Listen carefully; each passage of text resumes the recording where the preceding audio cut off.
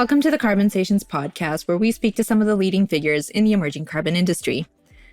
Our guest today is Natalia Dorfman, CEO and co-founder of carbon insurance company Kita, whose aim is to support the carbon removal industry with insurance products that reduce transaction risks of carbon purchases. Natalia, thank you so much for joining us today. It's a pleasure to have you on the show. Now, I'm really excited to talk all things carbon insurance with you. I think it's a really fascinating space, but before we do get into that, it would be great if you could give us an understanding of your background and the path that essentially led you to the carbon industry. Yeah, of course. Thank you. And it's a real pleasure to be here. So thank you for having me on the show. So my background that led me to the carbon industry and to Kita, I'll keep it abbreviated, but I grew up in Southern California, very much outside, always out on the beach. So I've always loved being outside. I went to North Carolina for university and I majored in environmental science, largely again because I wanted to go outside and be hiking. And so I studied, for example, the impact of climate change upon tree growth, tropical field biology, all of these things, which was a wonderful thing to study. But I did decide that I didn't want to be an environmental scientist. And then after university, I ended up falling into the career of doing business development for international law firms. So I did that at law firms in New York and Belgium and London. And broadly speaking, what that job is looking at different client industries and different types of law and helping the law firm to identify the best opportunities that it could pursue, both on the law firm-wide level as well as in individual client pitches and other forms of strategy that we could identify. And the thing within that career that led me eventually to Kita is I spent 8.5 years at a law firm called Clyde & Co., which is one of the world's largest law firms that focuses on the insurance industry. And so when I started at Clyde & Co. is when I learned about what I would term sophisticated insurance. So most people know insurance in the context of maybe you have house insurance or car insurance or maybe insurance for your bike. But at Clyde & Co., I learned about what people call specialty insurance and business insurance. And this would be things like political risk insurance for people who have assets in countries where they might have those assets taken away from them by government regime changes or have the value of those assets impacted by war or terror. It's things like cyber insurance that protects our data or ransomware attacks against corporates. It's insurance for large financial institutions that need to have loans protected such that assets ranging from renewables to satellites are able to get financed and launched. And so I became a huge advocate of insurance because once you work with the industry, I think at least I started to see how indispensable it is to just the underpinnings of the global economy. Whenever anything goes wrong, anything you hear about in the press, there's always an insurance company there who is paying out an insurance claim such that the affected parties can get on and keep on doing what they are meant to do. I'm sorry. And over time at Clyde & Co., I was promoted to global head of new business. And in that role, I started looking at climate change. So how could the firm start to identify opportunities for ourselves and for our clients in this fast evolving space? And so I led the business development strategy for the climate risk practice. And we worked with a lot of clients in terms of the regulations and liabilities coming out of climate change that were driving behavior, sometimes helping clients to avoid bad effects on their business, but also helping them to look at opportunities. And as you can imagine, oftentimes this involved the carbon markets. And so that at some point, I guess I decided that's all I wanted to do for the rest of my career was look at climate change. And my job at Clyde & Co. was wider. And so I left the firm, and that is where I joined Carbon 13, a venture builder for climate tech startups in Cambridge. And that's where I met my two co-founders, and that's where we started Kita. And really, the idea for starting Kita was that without insurance to mitigate risk, both for the company that is capturing carbon dioxide as well as for the financier of that company, we felt that many companies in the carbon markets were going to hit a cap to growth because they will be unable to access that institutional level financing that really does utilize insurance in order to scale the money that will flow into projects. And so thus we thought a specialized insurance company could be an enabler to help a lot of the high quality projects and companies within the carbon markets grow. And so that is what we try to do with our insurance products. Brilliant. Thank you. Thank you for sharing that.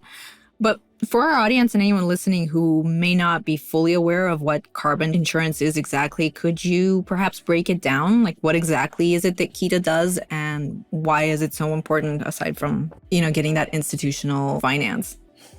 Yeah, of course. And I suppose first, let me just maybe break down insurance a little bit, because I think, again, this is something most people have no need to think of to the detail that I think about it.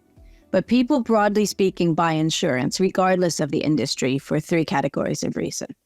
One is because you can't afford to lose something, right? The value of your asset is valuable to the extent that if you lost it, you couldn't afford to replace it. And I think this is a key thing in the carbon markets right now. Often people invest off of their balance sheets. And so if they have a loss, it's on them to make good that loss. Insurance can very much come in there. We take away that risk from you such that you don't have to hold the replacement value on your own balance sheet. The insurance company can provide you that financial or carbon compensation on your behalf. But one reason to buy insurance is because you're worried about the loss. One reason to buy insurance is because it's just a standard part of a business transaction. So this would be, for example, let's say you're getting a mortgage for your house. The mortgage provider will very much expect you to have some form of house insurance to mitigate the risk that that house burns down. And if you don't have that insurance, or you're unable to get that insurance, you're unlikely to get the mortgage. It's just a standard part of a business transaction. And then the final reason people often get insurance is because it provides some form of capital efficiency. So maybe if you are insured, you might get better terms of financing from your bank, because the bank will feel like they are more likely to have their loan repaid because they can see some of your risks are mitigated. The final reason, but this isn't relevant to the carbon markets, is when insurance is a regulated requirement. But it is unlikely to be that in the carbon markets anytime soon. But this would be an example. For example, in the UK, if you own a business with more than 2 employees, you must have employer's liability insurance. Then high-level insurance. Within the carbon markets, where insurance comes in is broadly speaking to help, again, to mitigate the risks. So some of the risks that we look at are natural catastrophe-related risks. So many projects are nature-based, and they are exposed to things like fire and wind and storm and drought and all of these things that can damage the projects. Insurance can very much come in and mitigate that risk. You could access, for example, standard fire insurance that replaces the timber that you've lost, but the carbon insurance would come in with a specific focus on the loss of the carbon asset, the carbon credits, which has a distinct value to the underlying trees. Another key risk that we look at is the political risk and regulatory risk. So, for example, if you're a project developer or you're an investor or financier and you're investing in a carbon project in a specific country, you might run the risk that that country changes its mindset on carbon. And maybe it decides to expropriate the asset or nationalize it, or maybe implement some form of tax upon that project, or maybe block the export of the carbon credit outside of the country, cancel the corresponding adjustment. Any of these things would cause you some form of financial damage and loss of access to the carbon credits. Again, that is political risk insurance, which is a well-established form of insurance that would look to mitigate that type of risk in many other asset classes. And that is a key risk and a key type of insurance that's being developed right now for the carbon markets. Final category of risk, well, actually 2 more I'll touch on quickly here. Another is counterparty. So if you invest into a carbon project and the counterparty is fraudulent or negligent or goes insolvent or abandons the project, right now, you are very exposed to that risk. Your ability to make good that loss via your contracts is probably relatively low. And again, insurance can come in and safeguard you against those counterparty risks. And then the final broad category where I think insurance can come in is on the carbon risk itself. So some carbon projects still do have methodologies that might be undertaking some changes, or maybe might be reliant on carbon standards or other verifiers, which might change how they look at that particular type of project, which could cause a downgrade to the resulting number of carbon credits. And again, insurance could mitigate against that. So these are the macro risks that we tend to look at. And Kita's insurance products are focused on being specialized towards those specific carbon risks. So for example, we look at the delivery risk. If you invest upfront into a young carbon project, what's the risk that that carbon project might not perform and you might not receive your carbon credits? We look at that risk on a high level. So we will cover many of those sub-reasons for loss, like counterparty and natural catastrophe. I'll stop there to see if you have any questions, but that is the way that we think about insurance for this space, looking to identify the risk, looking to identify how that risk impacts upon one of the counterparties in the transaction, and then looking to see if insurance can help take away some of the risk, which ideally helps to free up some capital, because if without insurance, somebody in that transaction chain has to hold back some capital or hold back some carbon credits in case the risk happens so they can make it good themselves. Insurance comes in to take away that requirement. The insurance company holds the risk and frees up the carbon company or the investor to go out and engage more fully in the market. Yeah, I was actually interested in taking maybe a bit of a deeper dive into Kita's products, like exactly the kind of products that you offer and who they're meant for. Yeah, of course. I'm happy to do that. Who can benefit from? Yeah. Mm-hmm.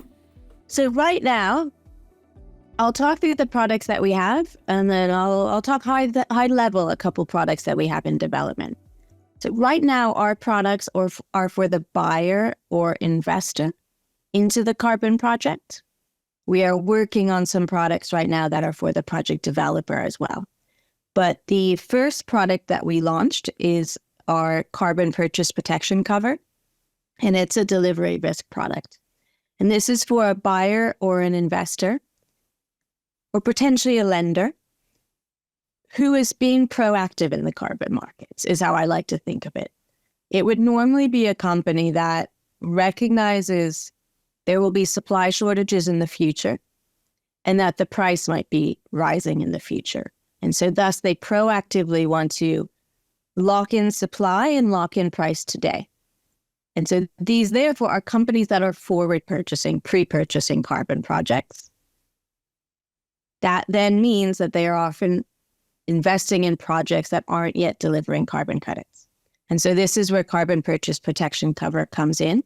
We insure the buyer or investor who's doing a forward purchase or prepayment in a carbon project, and we protect them against the risk they don't receive the verified carbon credits they expect. And we would cover them for that under delivery or non-delivery due to reasons including natural catastrophe of the underlying project, counterparty risks like fraud and negligence and abandonment, insolvency, and sort of local acts of destruction, and also the carbon risk. So, for example, the carbon standard or methodology being updated, or maybe the methodology being invalidated. These are the types of risks that we would cover for the client, and really the goal is to de-risk that investment for them and often enable them to go in earlier than they might otherwise feel comfortable doing. I will note with this product, we are able to pay insurance claims in both cash and in replacement carbon credits, which depending on the client, they might be interested in one or the other. But we do think that's one of the innovative things that we're able to do with this insurance product. The other two products that we have available right now, one is for really early stage carbon projects, those that are still at the project design stage. We can do an abandonment and insolvency protection for these. So again, this is for an investor who's looking at going in really early, and we would still protect against the risk they don't receive those carbon credits, but due specifically to the abandonment or insolvency of the project developer. And what we have seen here is that there are quite a few projects at this stage that fail. And in that instance, the project developer is, or if there's a delay to the validation by the carbon standard, it is possible for the project developer to just have lower cash flows than they expected from that project, which can lead to that form of loss for the investor. And so that is a early stage insurance product that we offer, and that actually came out of a client request that we developed it for, and now we're able to offer it more widely. And then finally, at the later stage of projects, we're able to do an invalidation cover for fraud and negligence. So those are the products that we have available right now. I'll stop there, but also I can talk through some of the ones that we have in development. Yeah, actually, if you could please elaborate on like circling back to the eligible claims and paying them out in replacement carbon credits, could you please explain how that looks like? Like, where do these replacement carbon credits come from, and how are they interchangeable, I guess, or fungible? Yeah, that is the key question. Actually, you're right. The fungibility is the key challenge. And so we thought a lot about this. And we actually wrote a report on it recently about fungibility to elaborate more on some of our thinking. But at a high level, we consider it today, in today's market, as our best match method. And so what this means is that we would work with a client at the point in time that they buy an insurance policy from us. They would stipulate whether they want an insurance claim in cash or in replacement carbon credits. And if they wish for an insurance claim to be paid in replacement carbon credits, at this point in time, we would agree with them the best match method for them. And at a high level, what this means is we recognize you didn't get the carbon that you wanted from the exact project that you wanted. And we all know buyers tend to be very specific about what they want. So we would first say, what are the required attributes of your replacement carbon credits? So A, obviously they must be usable for the purposes that you need them. But beyond that, what are the required attributes? Maybe it's vintage, maybe it's country, maybe it's type. But what must the replacement credits have? And then what are the comparison attributes? The comparison attributes don't have to be exactly the same, but they should be comparable. And different people will have different required versus comparable, but we would look at it in that way. And then when we go out to find replacement credits, it's like a waterfall process. We try and find credits that have all the required attributes, find all of those that we can. And when we run out of required attributes, we start to go to comparison attributes until we have a pool of credits that we think are the best match. And those would be the options for our client. And if for some reason those are not suitable, they would always have the option to have the claim repaid in cash. And in terms of how we access those carbon credits, we have a carbon supplier pool with whom we work and with which we are having regular RFP processes to make sure that we can add to it. And then we will, if you think of it like an asset management fund almost in a way, we need to look at the policies that we have under management and the types of carbon credits we need to have access to. And then we need to make sure that matches with the supply that we have available. And that is an ongoing liquidity type management, except it's not a fund that we manage ourselves. It's relationships that we hold with suppliers in the market. Okay, and another question I have regarding what you just said, the pool of carbon credit suppliers that you have, can you speak to the types of projects in it? Like, are they all nature-based? Are there tech-based carbon credits that are within your supply as well? Yeah, so right now, there's both. I'd say our majority of it is nature-based. I think that's where the majority of the market is, and where we get a lot of queries are around nature-based afforestation-type projects. But certainly, we also need to have access to tech-based. And so we have access to biochar, et cetera. And as we build out our insurance policies for more tech-based carbon removal types, that is when we will also add in more carbon suppliers who have access to those types. So it is really an ongoing matching process. So for example, we can currently insure biochar credits, and we are soon to be announcing enhanced rock weathering. And so thus we need to make sure our supplier panel has access to those types. as well as in the future, as we move into other types like DAC and BECS, we will likewise need to expand our supplier panel. So it's an ongoing management process is how we consider it.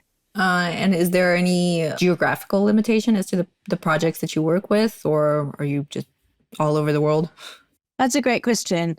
So with insurance, we have two ways that we have to look at geographical restrictions. One is the insurance regulations are around who we insure. So the term here is are insured, but it's the company that buys insurance. This is where we have a lot of regulatory restrictions. So any insurance company is only allowed to sell insurance to companies where that insurance company has a license to sell insurance. And so currently we have licenses to sell insurance to companies in the US, UK, Canada, Singapore, and Switzerland. And we are working on the EU right now. That should be an announcement coming out relatively soon. However, that is the buyer of our insurance. The underlying carbon project, we don't have regulatory restrictions on, broadly speaking. So for where the carbon can be based, we have divided countries into risk tiers, and based on things like corruption and fraud, indices in those countries, ability to assess things like land ownerships, wider political risks. So we've divided the countries into tiers, and the different tiers have slightly different price points to them. And then there are some countries that we are unable to do because they're outside of our risk appetite, so slightly too high risk for us to do right now. And then, of course, we have the countries that are sanctioned, where we are just not allowed to do business. And that would be the same as many other regulated companies. We're just not allowed to do business in certain countries where there are sanctions. But the majority of countries in which there's carbon projects are countries in which we are allowed to work in terms of risk assessing the actual project in that country that is selling the carbon credits to our client, who has to be in one of those countries where we have a license to sell insurance. Okay, thank you for the detailed response. Now, a question that I believe is very important, and different people have very different opinions about it, is regarding the state of the VCMs at large.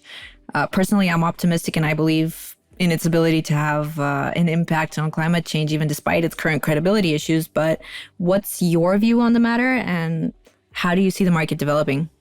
Yeah, I mean, that's a really good question, too. I think this is one that people have asked me a lot this year. And I suppose it's a hot topic. Well, yeah, exactly.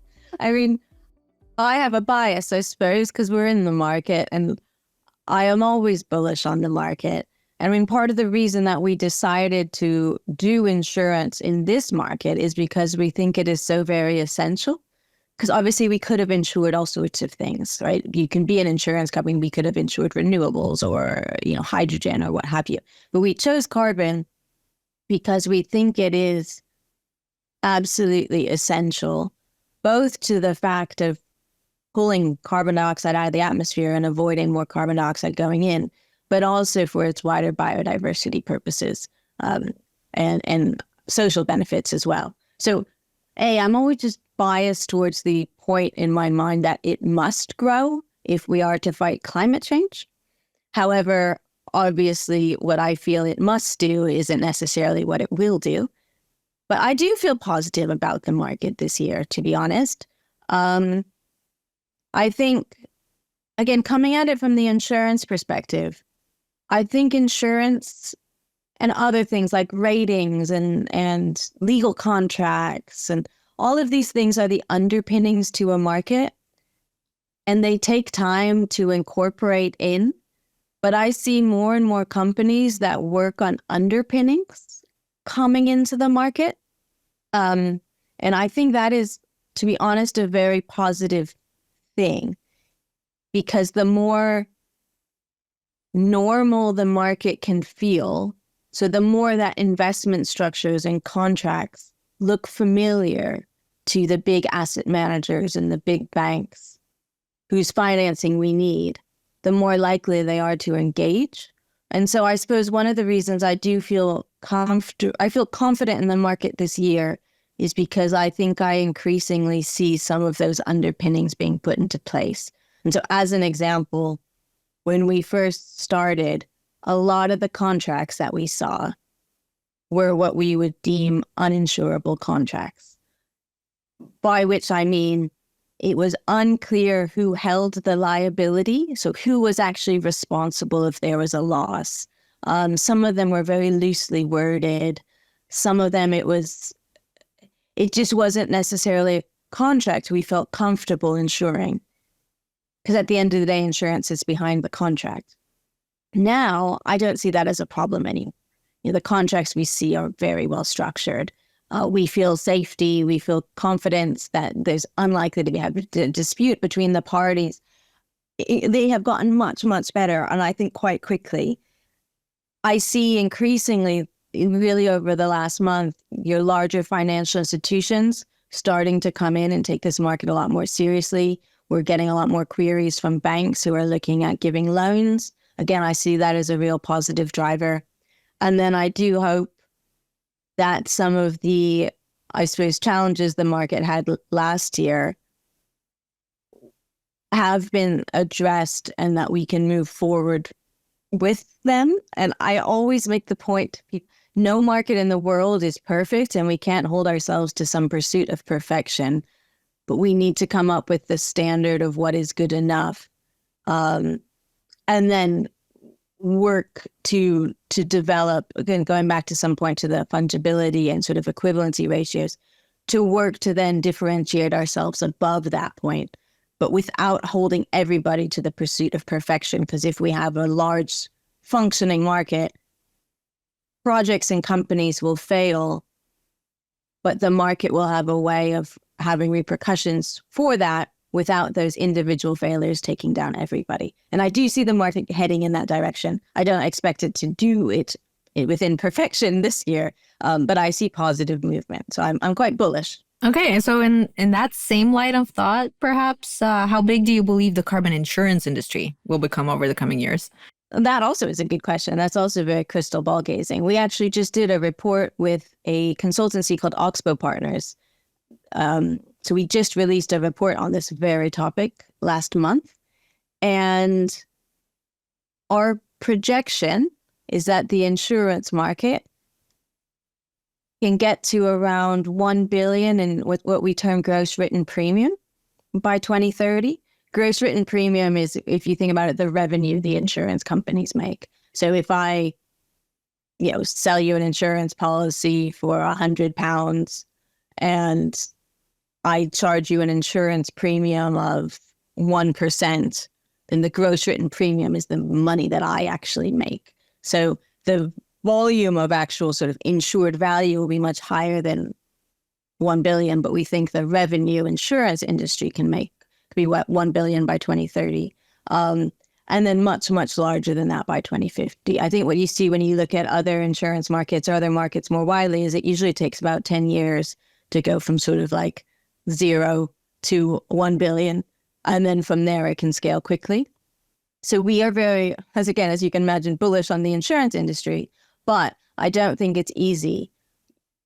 One of the reasons why Kita exists is because the insurance industry as a whole tends to be quite risk adverse for new things. And it's regardless if it's carbon or if it's, another form of new technology. But when you don't have the ability to look at how many insurance claims have been paid in the past, it makes insurance companies uncomfortable because it's hard for us to quantify how many insurance claims we're going to pay in the future, which is in essence our profitability. And so usually young specialist companies such as Kita come in to help pave the way to prove that it's doable. And we very much see it as part of our job to help prove that insurance works in the carbon markets such that more insurance companies start to come in. Because if more insurance companies don't come in, then there will be a very low cap to how much insurance is available. And then that doesn't help anybody. So what we want to be able to see is, financing structures of 100 million or more per project. And if you're going to look at that, you need some large insurance companies coming into this space. And so I think the next couple of years for insurance are still proving the market, both in terms of educating the carbon markets as to exactly what insurance does and how we can provide you cost benefits Because at the end of the day, I think a lot of insurance in this space, if it helps you get in earlier into a project, or if it helps you sell an insured carbon credit at a higher price, or if it helps you get a loan on better terms, the insurance actually saves you money or makes you money. But there is a lot of education for us to do within the carbon markets as to how insurance works. And then there is a lot of education for us still to do within the insurance market to help the insurance companies get comfortable with these new risks. So I think the next couple of years are still that. And then I think the later half of this decade is when it's really going to grow, probably, I'd guess, sort of latter half of maybe 2025 onwards. I think we'll see significant growth. But already in 2024, it's been a lot more pipeline coming in, even in the first month, than I would say this time last year. So it's definitely on the up. Speaking of growth, does Kita plan on expanding its products to potentially also cover carbon capture and storage, maybe? Oh, yeah, definitely. Actually, that is very much on our roadmap.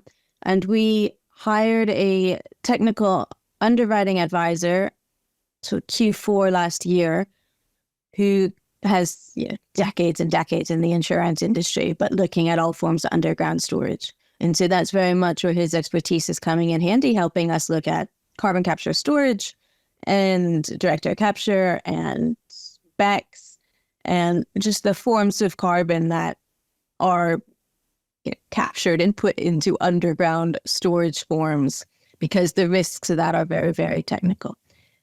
And so, yes, 100%, that is very much on our roadmap. And I see that as an exciting space, both for the carbon markets, but in all honesty, also for the insurance markets, because those are risks that many insurance companies actually are very comfortable with, because they have, at the end of the day, been insuring oil and gas companies for years. So the concept of underground storage and transport is within the knowledge base of the insurance industry. And I think we could see some good overlaps there, but Kita would definitely like to be in that space as well.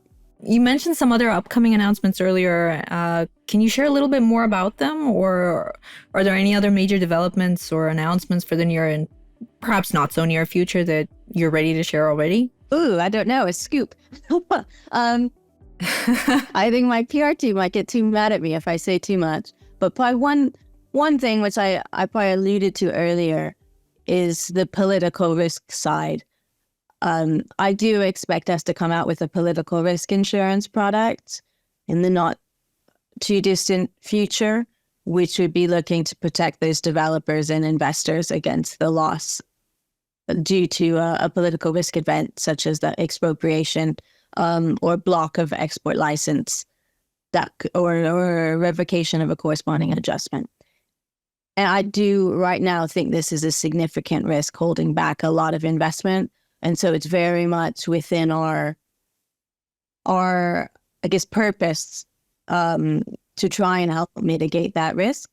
And I also think it's going back to the size of the insurance industry, I think this is another risk that the insurance industry can really stand behind. Because again, you have had specialist insurance companies for years looking at how do you mitigate risks of investments into developing countries. And so I think this is an area where the insurance industry can really have some power to help carbon investments grow. And again, like always, we would like to be front of the pack demonstrating that it is doable. And that's really where we see Kita's role here.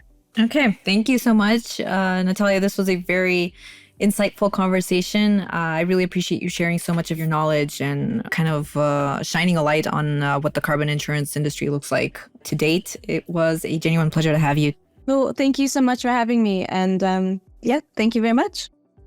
If you enjoyed this episode of the Carbonsations podcast and would like to hear more conversations like this, please be sure to subscribe. We really appreciate the support.